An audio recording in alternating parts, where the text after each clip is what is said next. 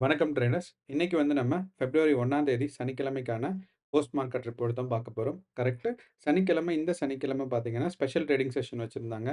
எதனாலன்னா, finance minister budget release பண்ணாங்க. 2025, 26க்கான budget release பண்ணாங்க.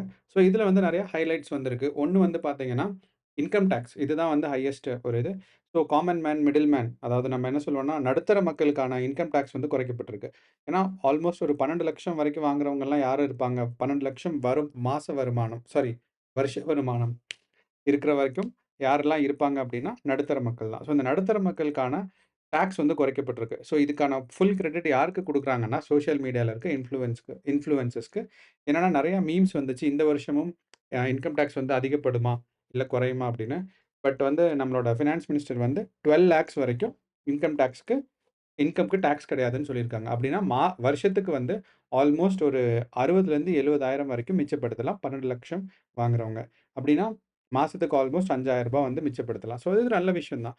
ஸோ இந்த விஷயங்கிறனால ஸ்டாக்ஸ் எப்படி இம்பாக்ட் ஆயிருக்கு அப்படின்னு பார்த்தீங்கன்னா, நேத்து எஃப்எம்சிஜி ஸ்டாக்ஸ் அதாவது ஃபாஸ்ட் மூவிங் கூட்ஸோட ஸ்டாக்ஸ் இம்ப்ரூவ் ஆயிருக்கு. அதே மாரி ஆட்டோமோட்டிவ்ஸோட இது இம்ப்ரூவ் ஆயிருக்கு. அதே மாரி ரியாலிட்டி செக்டர்ஸ் இம்ப்ரூவ் ஆயிருக்கு. ஸோ இது 3மே இம்ப்ரூவ் ஆயிருக்கு. அடுத்து ஃபினான்ஷியல் செக்டர்ஸும் அதிகமாயிருக்கு. ஸோ இது எல்லாமே இந்த ஒரு டாக்ஸ் பெனிஃபிட்காக வந்துச்சு. அடுத்து நம்மளுக்கு முக்கியமான விஷயம் என்னன்னு பார்த்தீங்கன்னா, நம்மளோட அக்ரிகல்ச்சர் செக்டர் இம்ப்ரூவ் ஆக போகுது. ஸோ ஃபர்ஸ்ட் டைம் அக்ரிகல்ச்சர் செக்டருக்கு ஃபர்ஸ்ட் பிரையாரிட்டி குடுத்துருக்காங்க. நம்ம இதுக்கு முன்னாடி ஒரு வீடியோ போட்டிருந்தோம். ஒரு பிளேலிஸ்ட்டா டாப் 5 செக்டர்ஸ் ஃபார் நம்மளோட stock I mean top 5 stocks for பட்ஜெட்ன்னு சொல்லி. அதில 5த் ஸ்டாக் நம்ம என்ன குடுத்திருந்தோம்னா, கோத்ரேஜ் அக்ரோவெட்ன்னு சொல்லி குடுத்திருந்தோம். So Godrej Agrovet it is the best time to invest in Godrej agrovet.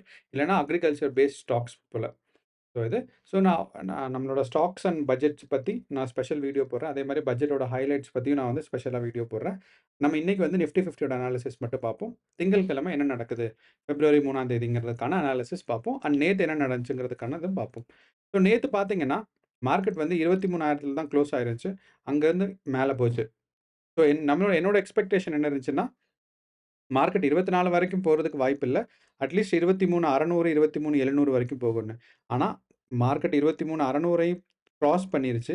600 cross பண்ணிட்டு ஒரே கேண்டில்ல நீங்க பார்த்தீங்கன்னா தெரியும். இந்த ஒரே கேண்டில்ல இட் ஃபால் டவுன் ஆல்மோஸ்ட் 200%. இந்த 200% ஃபால் ஆகுறது ஒரு பயங்கரமான எஃப்ஐஐ செல்லிங். அப்படின்னா, ஃபாரின் இன்ஸ்டிடியூஷனல் இன்வெஸ்டர்ஸ் இருக்காங்கல்ல, அவங்களோட செல்லிங். ஸோ இதனால தான் நேத்து நான் சொல்லியிருந்தேன். இந்த கேண்டில் மாரி மூவ்மெண்ட் நடக்கும் அப்படிங்கிறதுக்காக. இந்த கேண்டிலோட டைம் பார்த்தீங்க அப்படின்னா 11:45. இந்த 11:45னா என்ன டைம்னா, ஆல்மோஸ்ட் கரெக்ட்டா நிர்மலா சீதாராமன் இது சொல்லியிருந்தாங்க. நம்மளோட இன்கம் டாக்ஸ் ரிமூவ் ஆகுது. இன்கம் டாக்ஸ் குறைக்கப்படுதுன்னு சொல்லியிருந்தாங்க. ஸோ இதுதான் நியூஸோட இம்பாக்ட். ஸோ நேத்து நம்ம சொல்லியிருந்தோம். எல்லா technical analysis, open interest datas இது எல்லாமே ஃபெயில் ஆயிடும். ஏன்னா நேத்து இந்தியாவோட பட்ஜெட் டே. ஸோ அது எல்லாத்தையும் தூக்கி சாப்பிட்டுரும். இதுக்கெல்லாம் எவ்வளோ இம்பார்ட்டன்ஸ் இருக்கோ, அத விட பட்ஜெட்டுக்கு அந்த நியூஸ்க்கு இம்பார்ட்டன்ட் இருந்துச்சு. ஸோ இதுதான் ஒரு பெர்ஃபெக்ட்டான டைம். என்னன்னா, இந்த மாரி நியூஸஸ்லாம் பார்க்க. அதனால நேத்து நான் ட்ரேடிங் எடுக்கல.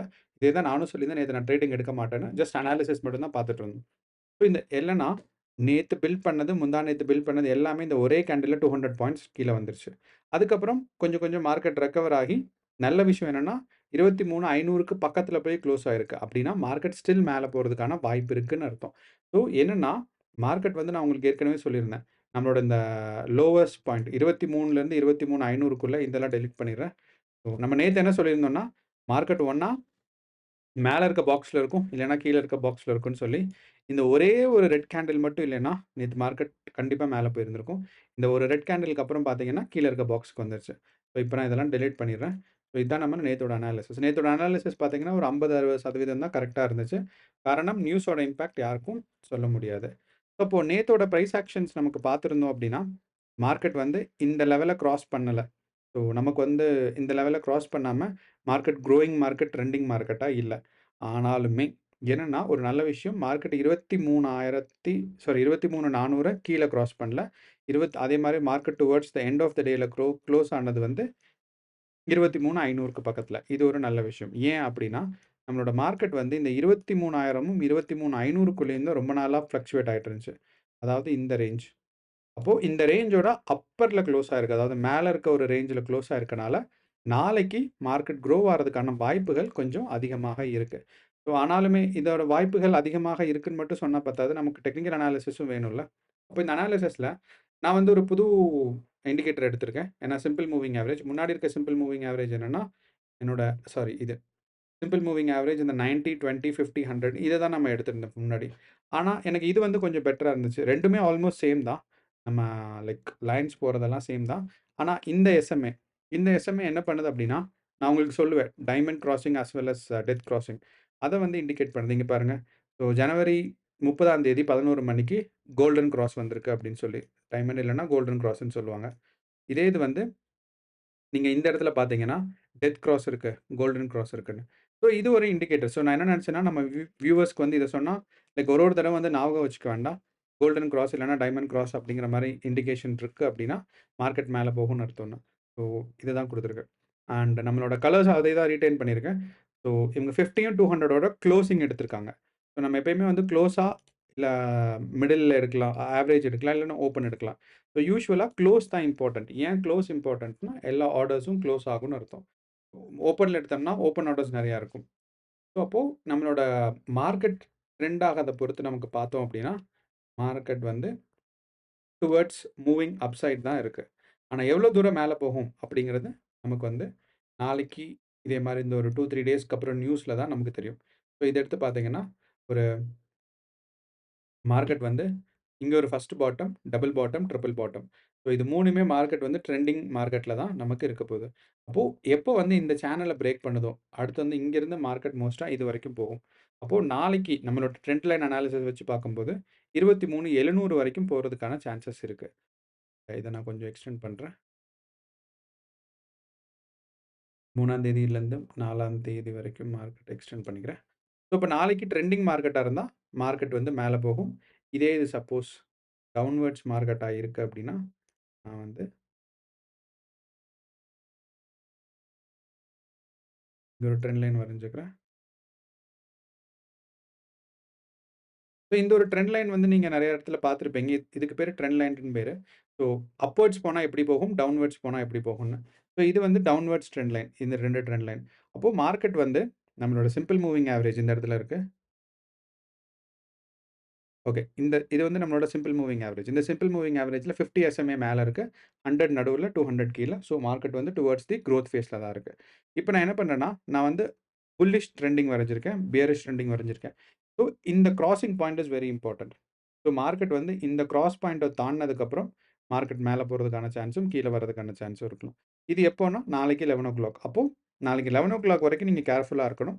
எப்போ வந்து இந்த மேல இருக்க லைன கிராஸ் பண்ணுதோ, அப்போ மார்க்கெட் மேல போகும். எப்போ இந்த கீழ இருக்க இந்த லைன கிராஸ் பண்ணுதோ, நான் இன்னும் கொஞ்சம் ஜூம் பண்ணிக்கிறேன். ஸோ மார்க்கெட் வந்து இங்க இருக்கு. ஸோ இங்கருந்து நாளைக்கு சப்போஸ் இப்படி போய் இந்த இடத்துல கிராஸ் பண்ணிருச்சுன்னா, it is an bullish market. ஆனால் நமக்கு ஆப்போசிட்டா நாளைக்கு மார்க்கெட் வந்து இந்த இடத்துல, அதாவது இந்த இந்த இந்த லைன கிராஸ் பண்ணுச்சுன்னா, இந்த ஒரு பாட்டம் லைன் இருக்குல்ல, இத கிராஸ் பண்ணுச்சுன்னா, மார்க்கெட் வந்து டுவர்ட்ஸ் டவுன்வர்ட்ஸ். ஸோ இதுதான் வந்து மார்க்கெட்டோட பிரெடிக்ஷன் நம்மளோட ட்ரெண்ட் லைன் வச்சு பார்க்கும்போது. ஆனால் நம்மளோட எஸ்எம்ஏ வச்சு பார்த்தோம்னா, நமக்கு என்ன தோணுதுன்னா, மார்க்கெட் வந்து டுவர்ட்ஸ் ட்ரெண்டிங்கா தான் இருக்குன்னு அர்த்தம். ஏன்னா எஸ்எம்ஏ தான் ஸ்ட்ராங்கா இருக்கு. நமக்கு வந்து ஃபாலிங் மார்க்கெட் ஸ்ட்ராங்கா இல்ல. ஏன்னா 1, 2 நெறைய பாட்டம்ஸ் இருக்கு. ஸோ இந்த பார்த்து இங்க இங்க இதில பார்க்கலாம். நெறைய தடவ டெஸ்ட் பண்ணியிருக்கு. ஆனா மேல தான் போயிட்டுருக்கு. அப்போ டுவர்ட்ஸ் ட்ரெண்டிங் மார்க்கெட்டா தான் மேல போகுது. அப்போ கீழ வரதுக்கான வாய்ப்பு ரொம்ப கம்மி. பட் இருந்தாலும் நம்ம இந்த ஒரு ட்ரெண்ட் லைன் போட்டு வைக்கலாம். இது கரெக்ட் தான். அண்ட் இப்போ வந்து நம்மளோட நம்மளோட அடுத்த இண்டிகேட்டர் நம்மளோட relative strength index RSI. RSI எடுத்துக்கலாம். ஸோ நம்ம இந்த ஆர்எஸ்ஐ எடுக்கலாம். அதுக்கு முன்னாடி இன்னொரு இண்டிகேட்டரும் இருக்கு. நீங்க வேணும்னா இந்த சூப்பர் ட்ரெண்ட் அப்படிங்கிறதையும் யூஸ் பண்ணிக்கலாம்.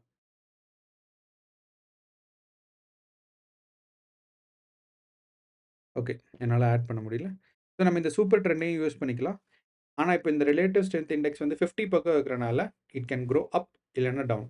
அப்போ எனக்கு தெரிஞ்சு நாளைக்கு வந்து மார்க்கெட் கேப் அப் இல்லன்னா கேப் டவுன் 2மே நடக்கிறதுக்கான சாத்தியம் கிடையாது. இது கன்டினியூவஸ் மார்க்கெட்டா தான் இருக்க போகுது.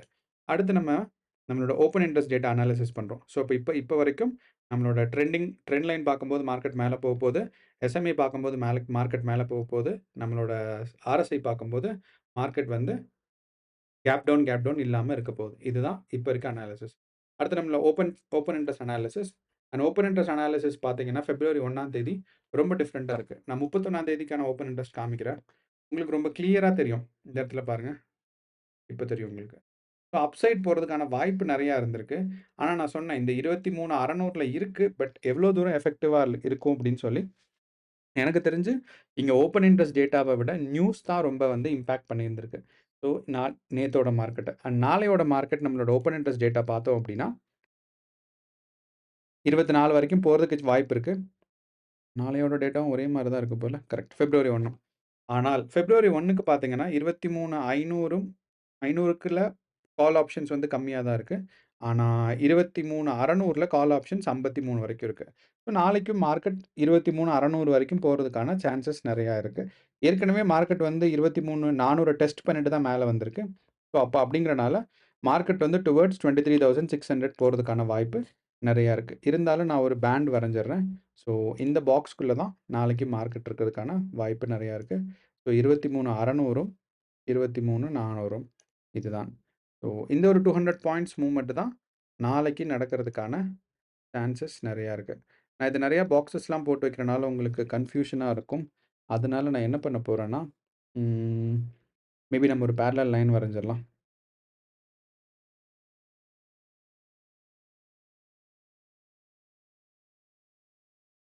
23,600 அண்ட் இந்த லைனோட கலர் ரெட், ஃபில்லிங் வந்து கிரே,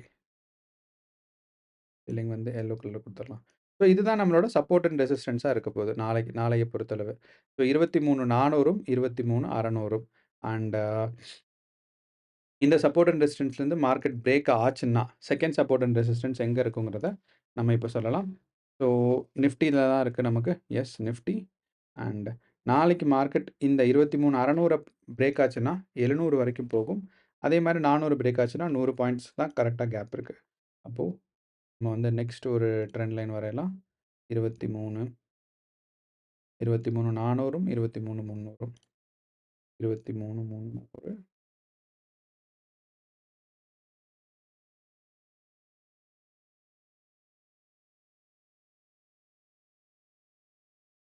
ஓ!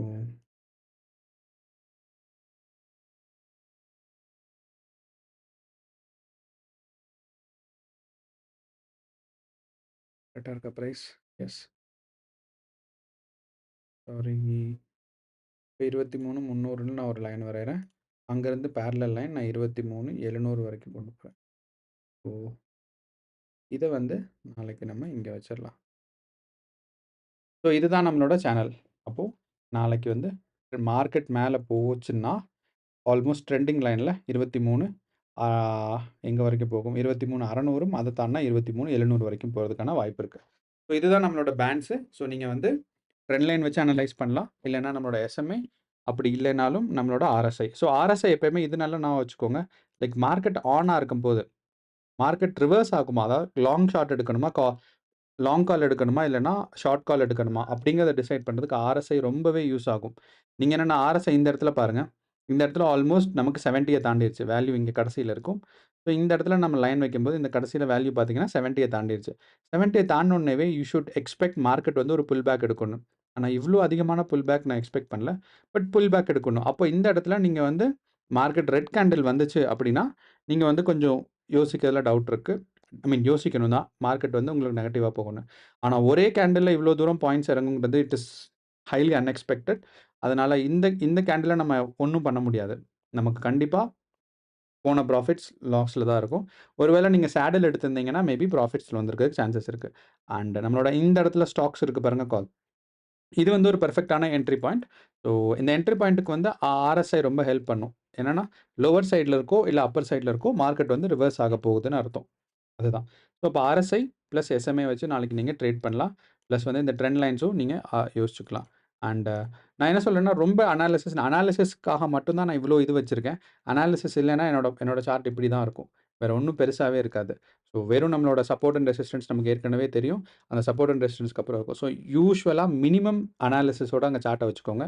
இந்த மாரி சார்ட்ட வைக்க வேணாம்.